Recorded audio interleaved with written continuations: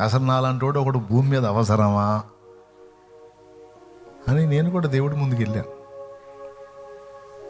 నువ్వు నా ప్రాణం తీయాలంటే ఎన్నో వంకలు ఉన్నాయా, ఏదో వంకతో లేపేసేవాయా? నా ప్రాణం నేను తీసుకుంటే మళ్ళీ నరకానికి పోతానా? నువ్వు లేపేవాయా? ఎందుకయ్యా నన్ను బతకనిస్తున్నావు? ఎందుకయ్యా నాకు జీవితాన్ని ఇచ్చావు? నేర్చుకున్నా. ఎందుకు? నాకు అల్పకాలంలో నాకు కావాల్సినవి దొరకలేదని. కానీ ఆయన ప్రణాళిక నాకేం తెలుసు?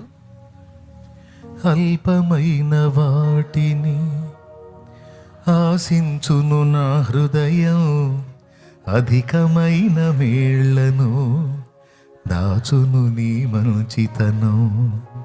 ఆయన మంచితనం ఎంత గొప్పదంటే, ఉండరా నీదో గొడవ, నీకోసం శ్రేష్టమైనది దాచిపెట్టారా, నీకోసం శ్రేష్టమైనది దాచిపెట్టాను నాన్న. అరే ఇప్పుడు ఎదురవుతున్న శోధనలను బట్టి భయపడకరా, కృంగిపోకరా, కాస్త ధైర్యం తెచ్చుకోరా.